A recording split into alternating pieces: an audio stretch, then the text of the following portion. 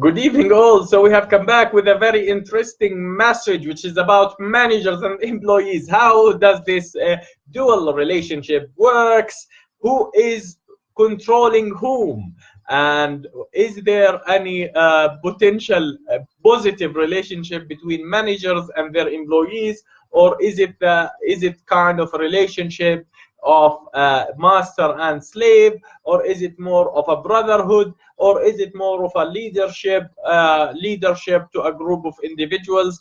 What kind of relationship does employees have with their managers? And I will talk a little bit about some of the negative aspects that is spread around different organizations across the globe. How do employees think about their managers, and how do managers think about their employees? So let's start.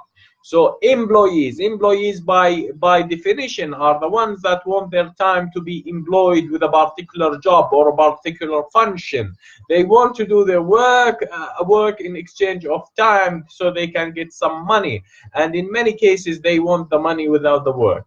You would see some employees who are really engaged in their work and they love their work and they want to do a lot, and they want to do something, their work, because they like it. And in many cases, like 90%, people will do their work because it's work and they have to do it to get their monthly salary. And based on that, employees think about their self-interest, think about their salaries at the end, rather than they think about the organization big goals or benefits or the common interest of the group. And this is common across so many different sectors. So you see this, that employees tend to just say, I just want to do my work and leave. I don't want to take any additional work. I just want to come from 8 to 5 and leave. I can't be engaged with more. And managers tend to try to implement some of the policies, some of the thinking. Sometimes they think in the interest of the company, and in many cases they in the interest of themselves. So they try to impose a particular activities or particular instructions for their employees.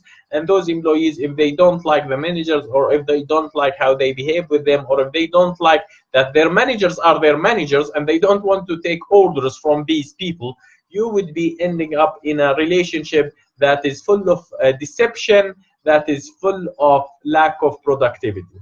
So the solution for this is you really have a manager who's a leader, who people believe in his position, who people believe that this manager can solve problems, who people believe that this person can control them through different means and through different modes. And this can come from fear of losing your job, fearing of being punished, fearing of being fined, and so on. Or it can be as in terms of a fear of not getting a promotion, or it can be in the form of rewards that you would be rewarded for a positive action.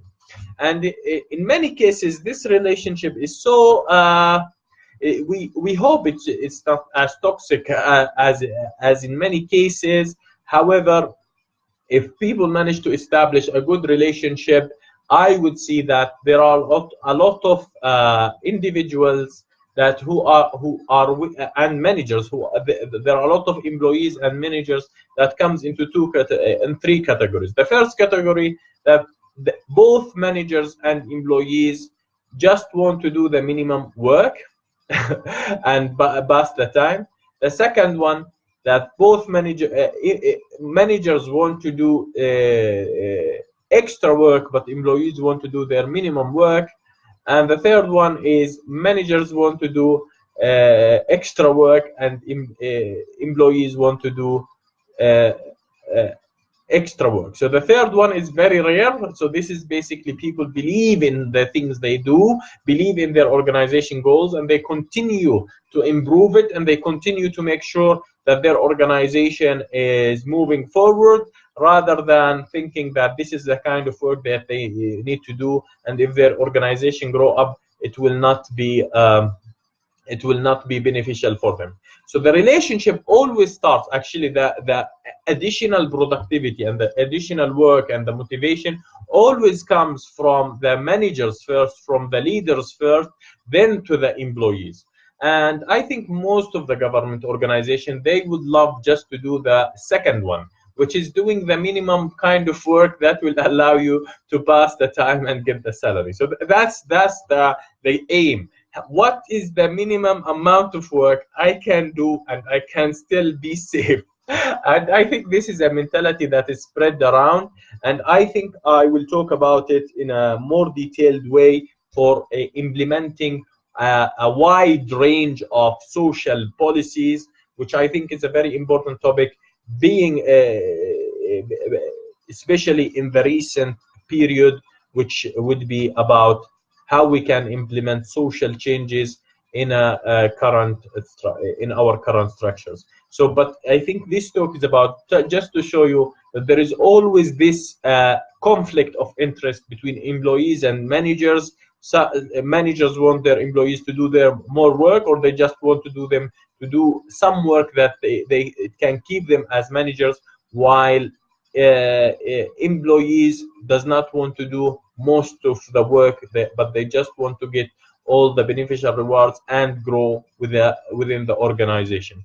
So it's very rare that you can actually have the right relationship, which is basically an employee would do his work in full dedication and full passion in order to grow for himself and for the organization. It's very hard to see that those employees who have aligned themselves with the vision of the organization.